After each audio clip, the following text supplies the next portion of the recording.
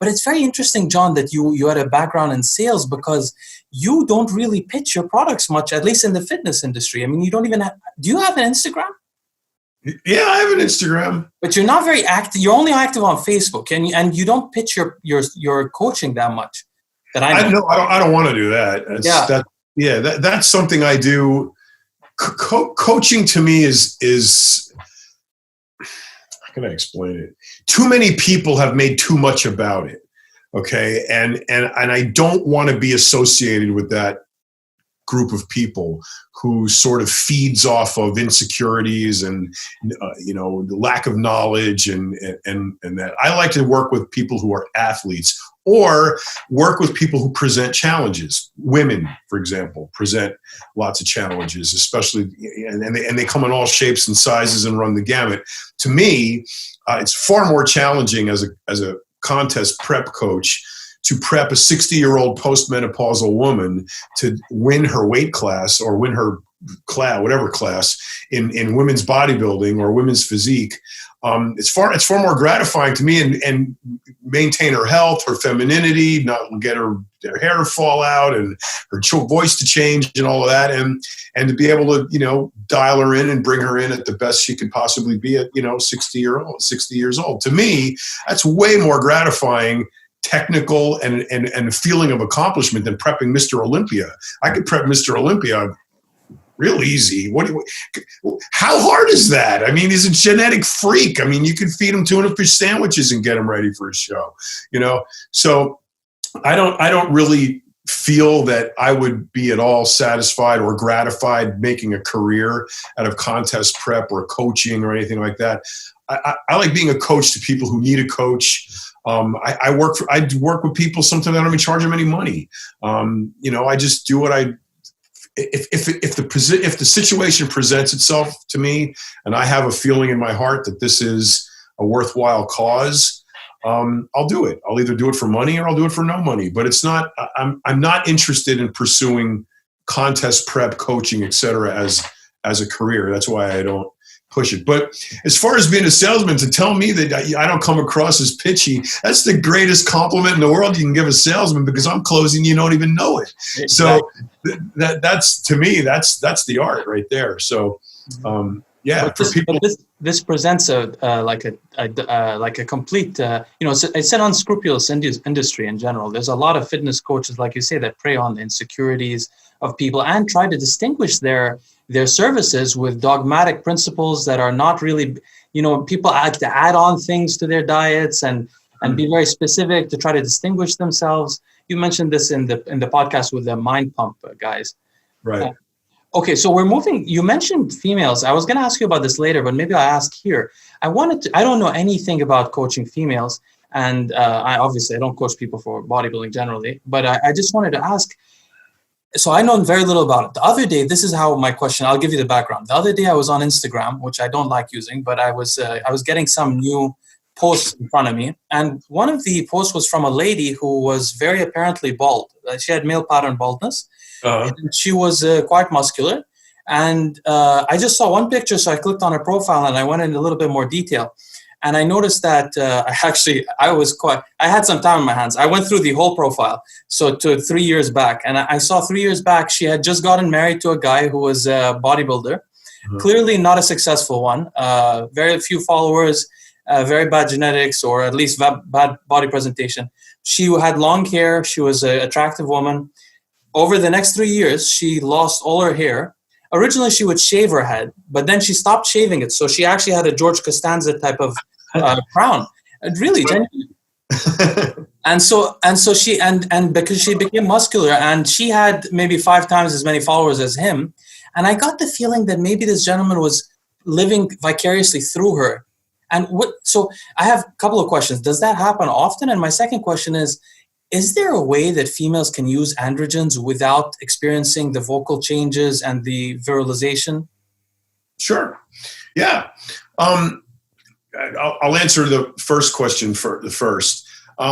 Yes, there are guys who live vicariously through the lives of their, girl bodybuilder, physique, fitness, bikini, whatever girlfriends. the girls with the most muscle, the really, bodybuilder girls, the ones that take it all the way, have a sort of following. Some people call them schmoes, some people just call them fanatics, whatever you want to call them. It's nothing derogatory. I love girls with muscle too. My wife has got a lot of muscle, but not. My wife is an IFBB physique pro. That's a step below bodybuilding as far as size, and I'm sure you know that. Yeah. So, but the big, not even even bigger than Miss Olympia, the really overdone girls, they have a following. They have a very muscular girls have a following, and they hook up with guys sometimes who are supportive or who act as a sponsor and, help them out. And then one thing leads to another. And then, there's a lot of vicarious thrill for these guys that, hook up with these women. And of course, there's completely legitimate, great relationships to be had through something like that. I'm not being derogatory at all. It's just the way it is. There seems to be sort of kind of a give and take in those kinds of relationships. And it is what it is. As long as people are happy, that's fine with me. Can women use androgens and maintain their femininity? Absolutely. You have to remember that women produce testosterone. Yeah. So they have the capacity to process it and deal with it, and they need it. The problem is too much. So you have to be really in tune to what the upper limits of what a woman's testosterone tolerability are when you start playing with androgens. Some women do very well on them, especially if they're, for example, I worked with a girl who had no ovaries. Now, testosterone is produced on the ovaries to a greater extent, to a lesser extent in the adrenal glands in women. And if you don't have ovaries, you're not producing very much testosterone. And so she had a lot of trouble getting in shape. She was always very watery. She had terrible periods. Her menstrual cycle was a disaster. She almost felt like dying, 1 week out of the month. And, I did some blood work on her, and her testosterone was really low. Her TE ratio was really low. And so we started systematically bumping it up, 10 milligrams a week. 10 milligrams a week to a guy is like the stuff you left stuck in a needle. It's you throw that out. But to a woman, that's, explosive, nitroglycerin. So you have to be very you have to tread very gingerly on the amount, take your time and gradually increase, the dose until you find that spot where, she's still having her period but almost not, and you can stay right there. Her hair won't fall out, her voice won't change, none of that. So probably get a little clitoral enlargement, and that's pretty much unavoidable when you increase estrogens. But I've yet to find a guy that finds that repulsive. So can I ask you about that? Does that increase at all the pleasure that the females experience? Oh, yes. Okay, I assume so. Okay, that's good news.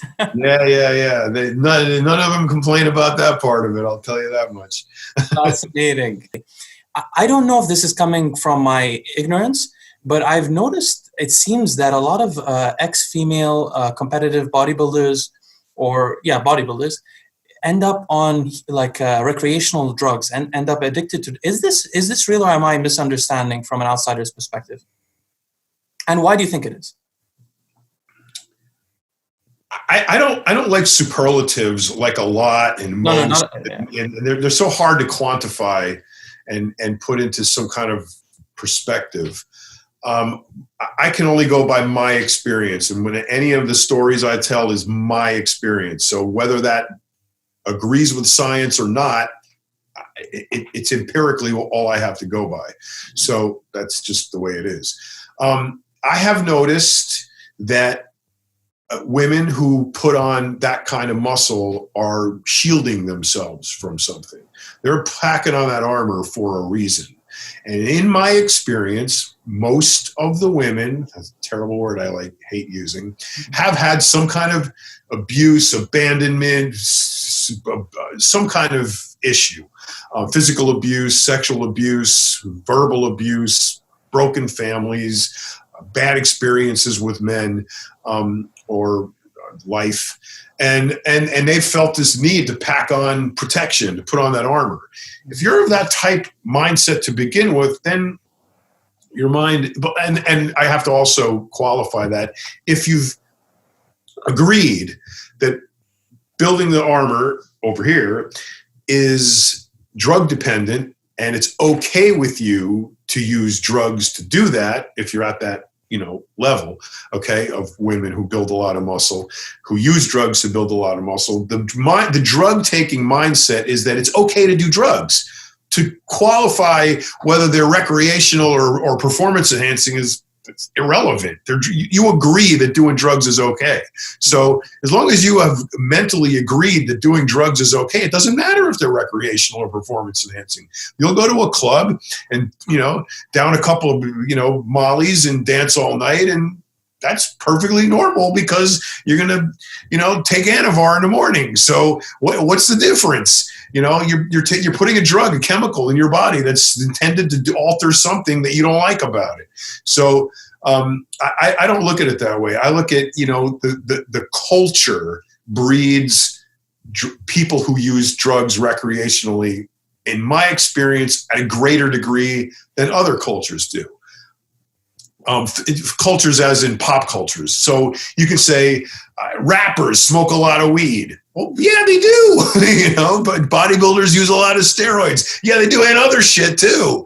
So, and bodybuilders always think they're superhuman anyway. So, women advancing to the stage of, being adept at performance enhancement, have no problem taking rec drugs, and things kind of snowball down the hill after a while, and maybe her career didn't go too well, or, she's been doing too many, schmo appearances or wrestling matches or whatever they do behind closed doors in a hotel room. And it's just too much for her. And yeah, it numbs it out. And I see that often. I'm not going to say a lot, but I see it often. Are some of the recent, without naming any names, some of the recent last few years deaths maybe attributable to the recreational drug use, or are they? Because there's a lot of mysterious deaths that have been going on. Yeah, we've lost a lot of people in the last year, both men and women. Yeah. I think disproportionate maybe to years past. I think this year has been pretty bad. I don't know why. It seems to, ebb and flow throughout the, 30 or whatever years I've been in this industry. So, sometimes we lose more people than others. Recreational drugs has definitely played a role in several of the deaths that I'm intimately familiar with. Absolutely. I don't think performance enhancing drugs have ever really contributed to anyone's death. Not at all. It usually is the rec drugs.